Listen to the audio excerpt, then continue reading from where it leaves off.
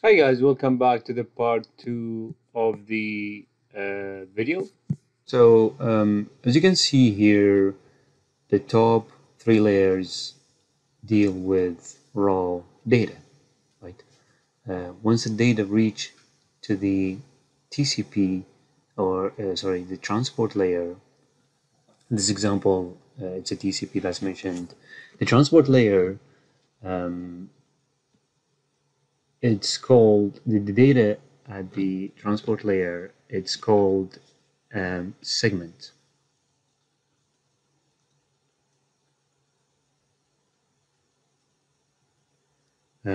Just to mention that at the transport layer, if there is a large size of data, it might be uh, divided into um, small chunks of data, and each data would have a transport header added to it.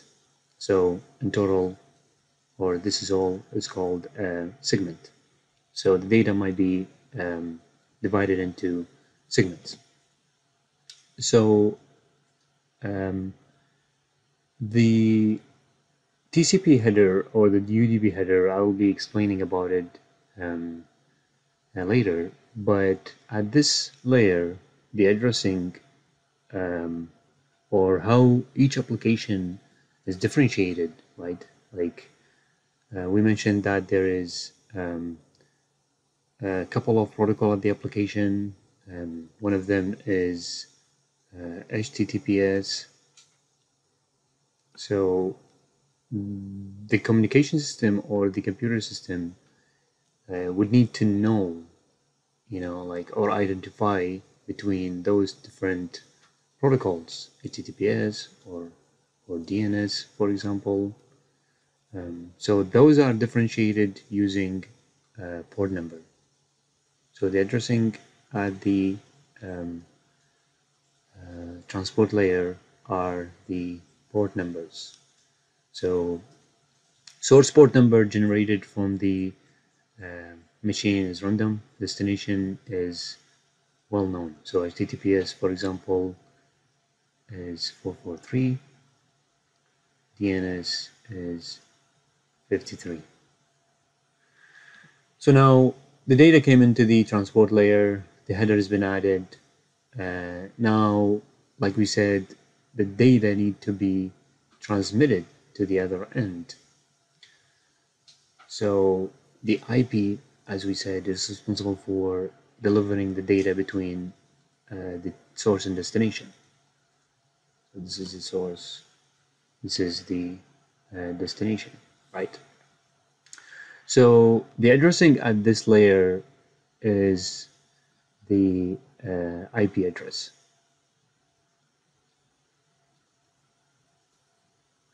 And the data at this layer is called packet. So the IP add header into the data coming from up, which is the segment, data at the network layer called packet. I'll be explaining more about the IP header later, but here, like I said, it's responsible for delivering data from source to destination. So and also the path is determined using routing table. So for example, this router have a routing table. This router have a routing table. This PC also have a route in it, and this PC also have a route in it. So this laptop would need to know, like we identify the service, right? But it need to know where is the other end located, and that's what the IP address does. So in the header and the IP address, there is source and destination IP address. Now, so we said how to identify source and destination, and also at the IP layer, it's where like how the path is determined is using the routing table. Now, how is the data sent between those two nodes, right? So that's the job of the data layer.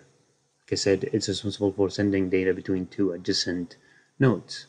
When the data is received from the packet, from the IP layer, it would add header to it, which is data link header, which include the MAC address and FCS. This is for checking the error for the checksum. So the data at the MAC address layer is called frame, right? So the MAC address, there are two addresses: source MAC address and also destination MAC address. Each of those devices have a MAC address involved in it, right? So this is how the data would be sent between each node. And also, I'll be having a video where it shows the path or how the data is sent, in detail, with mentioning example or of source destination IP, source destination MAC. After that, the data is sent to the physical layer, where it's represented in bits and sent over the physical cable. So this that happened here is the encapsulation. So there's the data, and then the data get encapsulated in a TCP header, and then into IP header, and then to the MAC or the data link header, and then it would send to the destination. What would happen at the destination, there would be decapsulation. So it's where the receiving host would read each of those header to see if the data is destined to himself. When the data sent from here to here at the switch, so let's say the data is encapsulated and sent. When the switch is going to receive it, the switch is a layer 2 device. So it's going to be like, how would I? So mentioning those numbers, 443 and 53, how is it going to be like, why we need those well-known port numbers? So let's say that you're using HTTPS, right? Meaning that you're opening the browser and you're browsing to different websites. So the data would be generated. I'm just going to be talking about the TCP. Of course, there would be like encapsulation in another layer, but at the TCP, at the transport layer, you will add a TCP header, and when the data is sent and received at the destination, and it comes to the transport layer at the receiver side, the transport layer would be able to know that the data it received is need to be delivered to the HTTPS protocol is by looking at the destination port number and the header. So the header would have source port number, like we said, which is the random port number, and the destination port number, which is the well-known port number. So that's how the receiver would know to which protocol this data is distinct. Now coming to the IP layer, like we said earlier, the IP layer is responsible for delivering the data or the segment coming from the transport layer between the source and destination. So we said that the port number used to differentiate the protocol or the services being used. Now we need to send or deliver that segment data to the destination. That's what the IP job is. The data at the IP layer, it's called packet, right? The addressing at the IP layer is called IP address.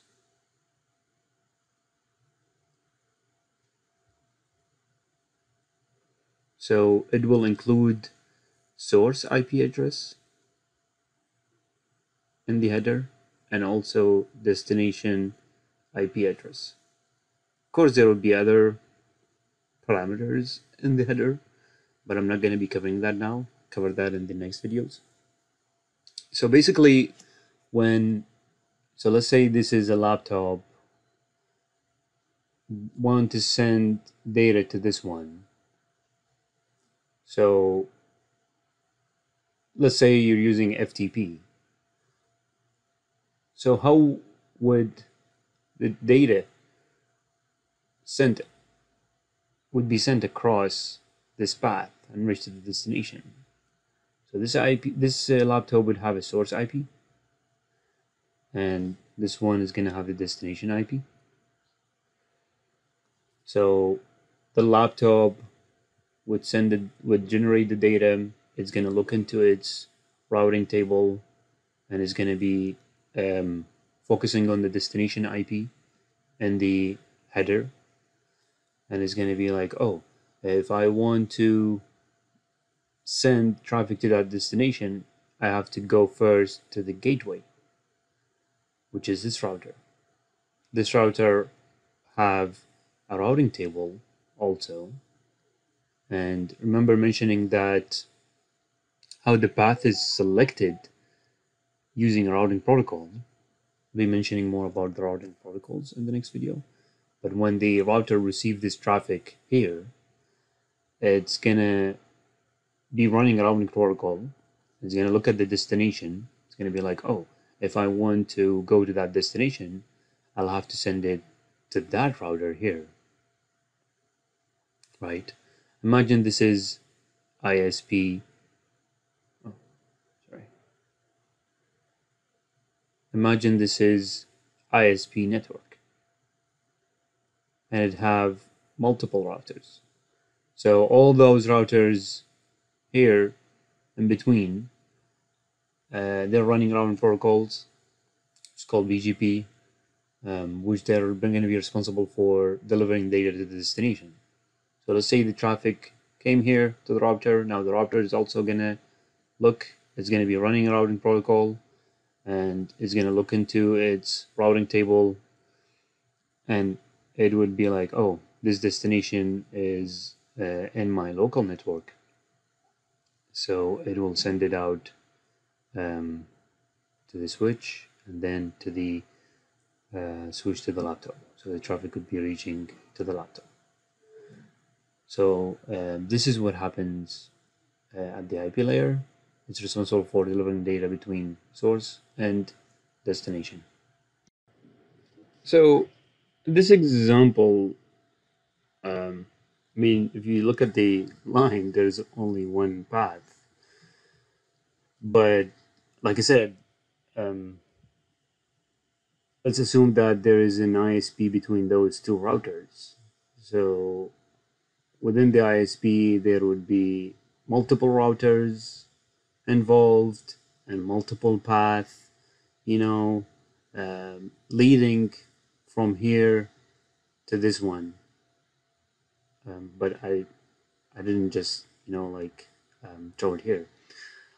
So the path selection, like I said earlier, it would be chosen based on or selected based on the routing protocol. Now coming to the data link layer. So the data at the data link layer is called frame. And also at the data link layer, after adding the headers, which is the data link layer header, and also the FCS, which is responsible for error checking for the physical link layer. So when the data is sent, there have to be check sequence, check if there's an error in the data being sent. So that's the job of FCS. Now, at the data link layer, there is also addressing applied. And the address is called the MAC address.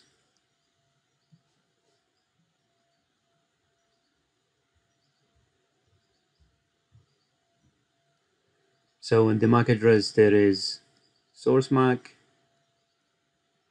and there is destination MAC. So like we mentioned earlier, the MAC address is responsible for delivering the packet between two adjacent nodes in the same network. So remember when we said about the IP? So the IP identifies the source and destination. But what about the addressing? In here and here and in at each node. So there have to be some kind of addressing involved in order for this laptop know how to send to the switch know how to send to the router, and so on until it reaches here. So the delivery of the packet between adjacent node and the same network would be done using the MAC address. So there's going to be a MAC address here and also here. This port would have a MAC address and this port would have a MAC address. It's going to come to the router. Like mentioned earlier, router is going to use the routing protocol and decide which path to select. After deciding the path, it's going to use the MAC address to send the traffic to the next router, right? Until it reaches to the destination. And when the destination, so also one thing, how would the destination know that it's destined to itself? Again, it's using the IP address. So when the data would reach to the laptop, it will also go through the layers. Actually, at each node, the data would go through the layers. At the switch is layer 2 device, so the data coming to the switch would be like the switch is only concerned with looking at the MAC address, right? So there are going to be a switching of MAC addresses when the data is sent across the nodes. We'll explain more about that in the ARP. But the switch looks only at layer 2 router. When it receives the data, it will also go through the OSI layer, but it will only it's a layer 3 protocol, so it's going to look at the layer 3 and look at the destination to decide where to send the traffic to. And then when traffic would reach here, the laptop is going to receive data and is going to go through those OSI layers. When it reaches to the IP, it's going to look at the destination IP and it's going to see its own IP address. So it's going to be like, oh, this IP address is destined for myself.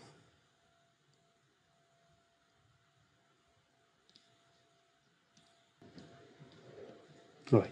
So it might sound confusing for someone, new to networking.